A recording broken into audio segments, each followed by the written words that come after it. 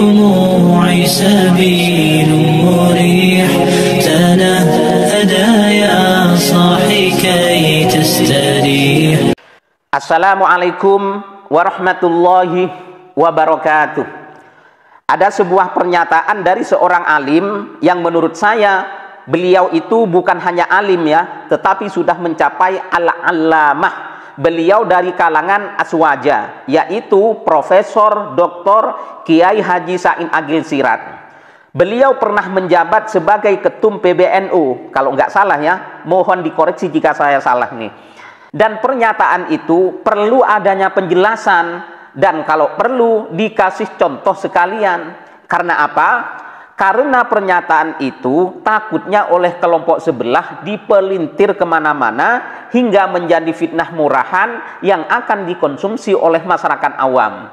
Mari kita lihat dulu seperti apa videonya. Silahkan kuliah di Arab.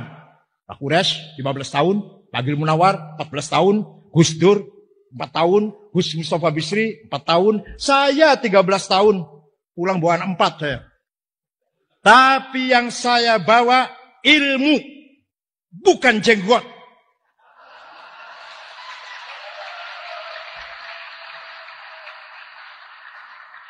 Bukan gamis, bukan budayanya.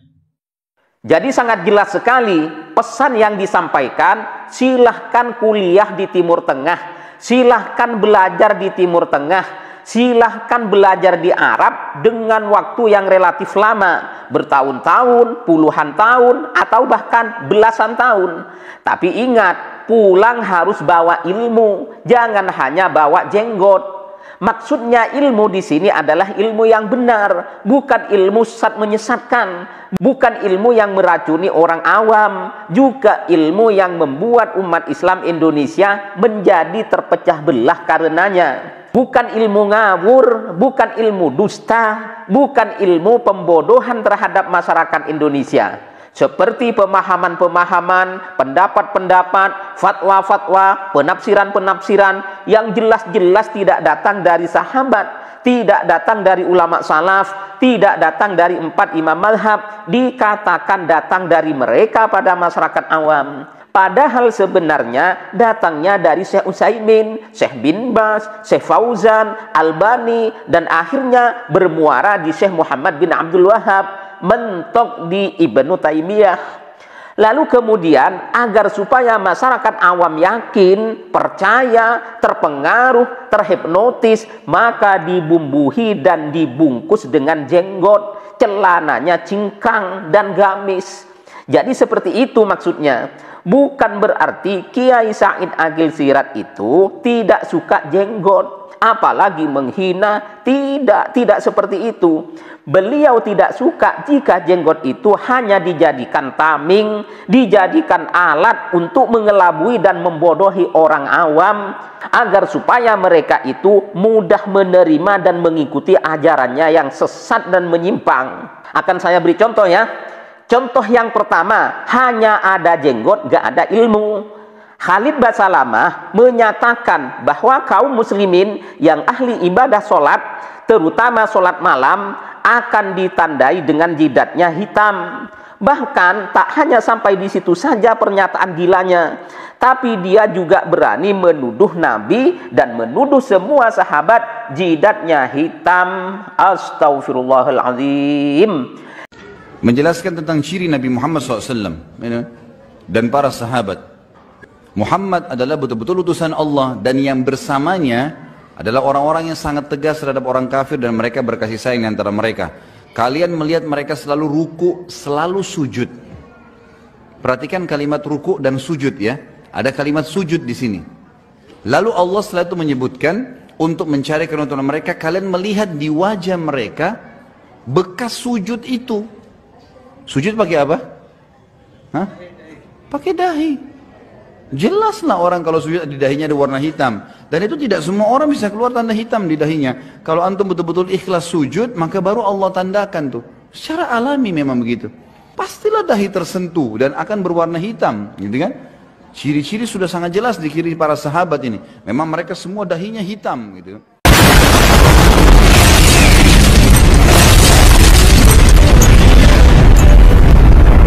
Dalam hal ini, Khalid Basalamah tidak mendatangkan dalil ataupun pendapat ulama salaf. Dia hanya mereka-reka, berlogika, yakni akal-akalan saja.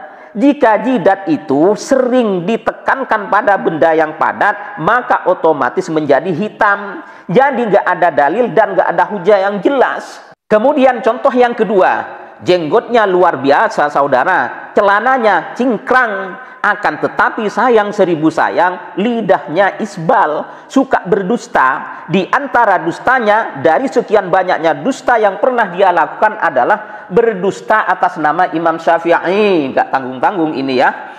Dia katakan bahwa Imam Syafi'i mewajibkan kunut subuh, padahal Imam Syafi'i maupun ashab-ashabnya tidak pernah menyatakan seperti itu. Hasil istimbatnya Imam Syafi'i mengenai kunut subuh itu adalah sunnah, yaitu sunnah abad, bukan wajib fi syafi'. Iya jamaah, bicara kunut subuh ini ada khilaf di antara para ulama. Al-Imam Syafi'i berpendapat bahwa kunut subuh itu termasuk wajib sholat. Contoh yang ketiga, jauh-jauh dan lama belajar di luar sana, datang-datang ke Indonesia hanya bisa mengajari umat untuk menjadi orang kurang ajar pada para kiai dan para ulama, mengajarkan membid'ah-bid'ahkan, menyesat-nyesatkan, mensirik-sirikan, bahkan mencela, menghina, meremehkan terhadap para kiai, ulama, tokoh dan pejuang bangsa yang memakai surban. Jenggotnya luar biasa saudara, lebat dan panjang, celananya cingkrang, akan tetapi lidahnya isbal. Pangeran Diponegoro pejuangnya saja cara pakai sorbannya sudah bukan Islami. Kita nggak paham fashion gitu loh. Masya Allah. Ya, akhirnya mereka punya kesan inilah Islam dengan sorban begitu. Tidak ada pemakaian sorban begitu kecuali orang Hindu, betul? Cuma kuning bajunya. Karena yang ngerti sorban ya orang Arab. Coba sih ke Arab lihat, ulama lihat, kita tahu. Di kita sorban ada yang begitu kayak orang Hindu, ada yang di pundak kayak serbet, betul kan? Sampai kita nggak paham. Yang tasbih, assalamualaikum Islam. Dari mana tasbih Islam? Ada yang lebih parah lagi, udah nggak berjenggot, nggak berilmu lagi. Kalau bicara agama ngaco, kalau bicara tentang fikih kacau balau. Pak Wali Songo itu nggak ada bukti yang otentik. Semuanya kata-kata kata sepuh kita, kata ini kita. Mana? Apakah Wali Songo meninggalkan buku tulisan? Saya sih, pendapat saya adalah bahwa kucing itu kotorannya tidak najis. Ya, itu pendapat yang saya rojihkan. Tapi saya tidak memaksakan pendapat saya. Kalau antum lebih memihak pendapat jumhur ya silakan. Karena ini masalah ijtihadiyah, tidak ada nasnya. Najis itu 7. Yang pertama adalah segala sesuatu yang keluar dari lubang depan, lubang belakang. Itu najis. Baik dari manusia, binatang, ikan sama pokoknya. Baik manusia atau binatang. Segala sesuatu yang keluar dari lubang depan, lubang belakang hukumnya najis. Selain mani manusia. Mani manusia adalah suci. Kita bahas masalah kencing.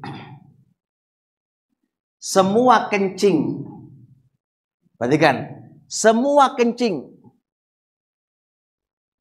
itu adalah suci. Semua kencing adalah suci. Sekarang aku nanya, siapa bisa jawab? Kencingnya anjing, najis apa ora? Loh, ono gak iku mulu. Najis apa ora? Najis apa enggak, Pak? Enggak najis. Siapa bilang najis tadi? Atau najis? Kenapa najis? Oh. Menyelisih mana yang saya ucapkan tadi? Ingat, semua kencing itu adalah suci. Kencing opo wae suci. Air kencingnya kucing najis apa ora? Suci. Air kencingnya babi, suci apa ora? Air kencingnya tikus, suci apa ora? Suci. Sudah jelas? Air kencingnya jin, suci apa ora? Jin. Suci. Kalau berikut ini super parah di atas parah. Gak pernah belajar agama, gak pernah mundok, gak pernah kuliah agama, baik di dalam maupun di luar negeri. Jadi gak punya sebutan kuliah di Arab, gak punya ilmu, sekaligus gak punya jenggot, tapi kerjaannya setiap hari berbicara tentang agama, menghina ulama, meremehkan ulama, mengoreksi ulama. Saya tantang kalian semua yang merasa banser, merasa paling banser. Coba kalian yang mengaku paling aswaja, paling NU, banser, yang